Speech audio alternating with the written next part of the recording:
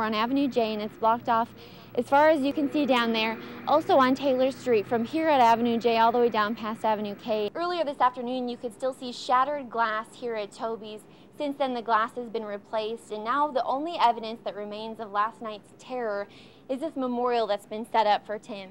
But you can bet they will be happy to take this sign down and replace it with the new number, which is 104,553. And Chief Bachman points out that it's harder than you might think to judge the speed of a passing car. He said sometimes the PD gets a lot of complaints about a particular road, so they bring the old trailer out and realize it actually wasn't as big of a problem as people imagined. You know, it's one thing to see images of the flames and to hear about the destruction, but when you're actually there looking at an entire town that's basically been wiped out, it's pretty unbelievable. Here's just a sampling of some of the articles that were published in everything from trade magazines to mainstream publications. And Katie Crosbie was out at Missile Road this afternoon as well, watching as flames engulf some of those homes. And Katie, as we mentioned, that number has risen. Earlier we were saying 3, possibly 4. Now we just heard Barry say as many as possibly 7. A traumatic situation, obviously, for several families. It certainly is, Doug. The smoke was billowing so high and the wind was gusting so hard that it was impossible to see farther than 1 or 2 houses along Lucky Lane. That's where the worst fire was raging earlier, and one man could only watch helplessly as his house disappeared beneath those flames. It's blinding smoke, gusting wind, the kind that picks up dirt and slams it into your face. And those flames ripping first through a field near Missile Road, then racing headlong into a string of homes along Lucky Lane. I was at work and one of our house captains for Christmas in Action, one of his friends called and said that he couldn't make it because the neighborhood was on fire. He told me where it was at and I said, well, that's my neighborhood. I got to get going. Mark Masman, the man who's helped hundreds of low-income, elderly and disabled people repair their homes through Christmas in Action, watched as his own home went up in flames. It is the worst day that we've had. I'm just thankful that, you know, I wasn't in the house and we weren't in the house. Fortunately, our dogs were in the house, but you know, we'll come back. We'll back up and start over again. His 2 beloved dogs nowhere to be found. As his house crumbled and burned, Masman tried to help his neighbors save theirs. Airmen and onlookers joined firefighters, grabbing hoses, using trash cans to scoop water from bar ditches and pour onto the grass. People wore ski goggles to shield their eyes from blasts of dirt. Masman had a simple request. Be there, support us, pray for us. You know, when we regroup, we'll figure it all out. But just, you know, this community has always been helpful, so I guess it's my turn for some help. You know, we've been helping everybody. I gotta go. Is there anything in particular people can help with? Just community involvement and just stay the community together. And when all seemed to be lost, just as we pulled away from the command center, we ran into Masman again. All of a sudden the fireman just walks up and has the dog in her arms. It was a miracle.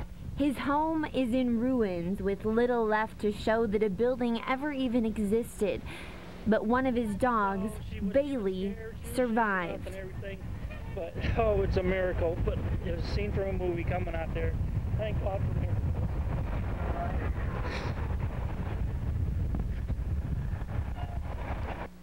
And just to emphasize how awful this fire was, we're used to seeing area volunteer fire departments request help from the Wichita Falls Fire Department, but in this case it was the WFFD putting out a plea for help from local volunteer fire departments. Everybody needing to help everybody today, for sure. Katie, thank you. Her aid. We want to warn you that some of the images you're going to see are graphic. The bloodstains spattered on the road speak of the vicious attack. We were trying to get it with the cars. We were trying to distract them. It was horrible. It was just horrible, and she was just crying, help me, help me. They could have killed her, so and that would have just been devastating. It was devastating enough just to see her so defenseless on the ground, you know, pleading for help. They just ripped her. They had a rip on her head from here to back there. They had cut her right there, and they had sliced her arm so that it swelled up. And they had her arm just like they're tearing at it. These 3 Jehovah's Witnesses were out visiting the neighborhood when they heard June O'Hara's screams. They joined a college student trying to fight off the dogs. He come and he grabbed a stick and he started beating at the dogs, and the dogs was trying to attack and bite him. The Jehovah's Witnesses decided to seek a little divine intervention. I actually threw 2 Bibles, and they did back up. They backed up when I threw the Bibles at them, so the Bibles did help. Finally, as first responders arrived, the dogs released their victim. Animal control captured both pit bulls. AMR took June to the hospital. She was a very nice lady. I don't know her, but she's somebody's mother, somebody's grandmother, somebody's friend.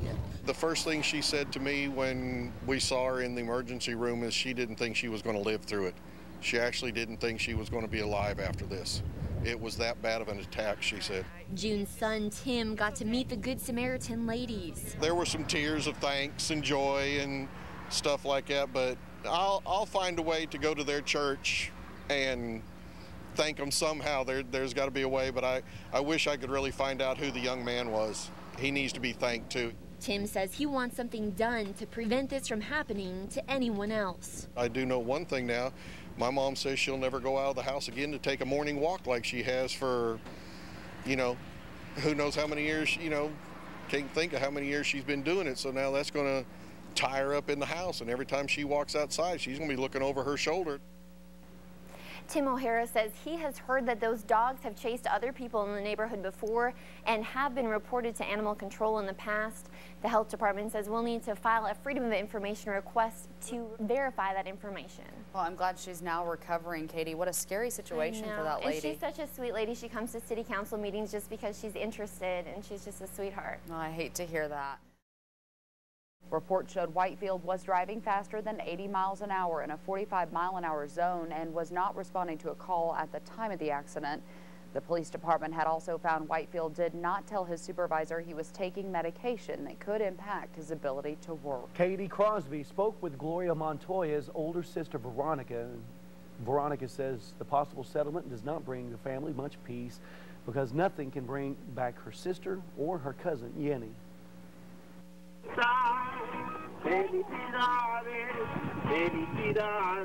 It's the way the Montoya sisters are used to celebrating birthdays. Dad singing and playing guitar, friends and family gathered together, someone shooting video on a cell phone. But this 14th birthday party on January 5th had the heart-wrenching backdrop of a cemetery, Gloria Montoya's final resting place. I try to imagine what it would be like if I was in your situation, and I can't because it's like a worst nightmare. Yeah, something you don't ever wake up from. June 30th, 2011, forever imprinted in so many minds. 13-year-old Gloria and her 18-year-old cousin Yenny Lopez together as usual. They had the same personality. They got along with everyone. They were always laughing, always joking. Smiling and laughing one moment. When you talk to them, 5-10 minutes earlier prior to when it happened, and then you just get the call and you're like, she's gone. It's something, it's not easy to accept. For Gloria's sisters, Veronica and Juana, so close, and their entire extended family, it's been more than 6 months of heartache. You don't even look forward to Christmas or New Year's or Thanksgiving when you lose someone so close. You actually fear that day to come. And that's what we did. But I guess it's just a part of life. Veronica says her family is not bitter. I mean, a lot of people I guess, hate him for what he did, but in our family, my father, I guess, raised us well to where he didn't raise us to hate anyone or have a grudge against anyone. So we forgave him since the day it happened. So that's the way my dad taught us. I mean, we're nobody to judge another human being. And that's always going to be us, right? I mean, it hurts. Yeah, because He just snatched a big because she was our everything in our family. Not just our baby, she was just the happiness. It's like our house now is so quiet. Katie Crosbie, KFDX 3 News. Back. You know, in this military town, many of you know what it's like to watch families go through long separations during deployments. And today, Katie Crosbie got to witness a very special family reunion. Gwen Specialist Che Whitaker and his wife Elia are both from Wichita Falls. This young family had been apart for a year, so it was a very touching homecoming.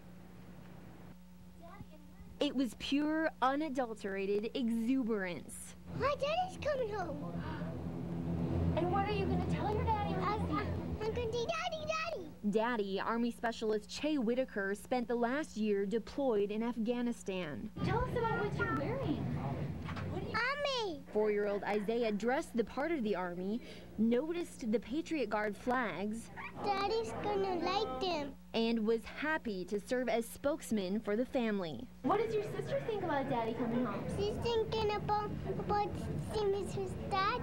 Mom is thinking about Daddy can come home in 6 days. 6 days turned to 5, which turned to 4, and the countdown ended with this blissful moment. Here comes your puppy. Don't go down there. Stay right here. I've been wanting to get home to him this whole year, so I'm finally home. Che left the day before their daughter Alexis was born and returned a day after her first birthday. It's weird because she doesn't know who Daddy is. So I think for me it's kind of hurtful in a way.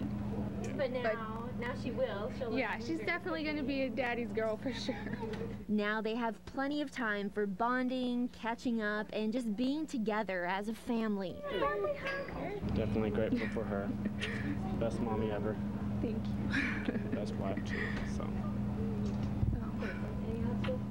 Specialist Whitaker replaced his subdued flag patch with a red, white, and blue in garrison patch, signifying his return to American soil. Welcome home, soldier. Thanks for your sacrifice. And we asked Specialist Whitaker, after a whole year of being deployed, where do you even begin on your list of things to do?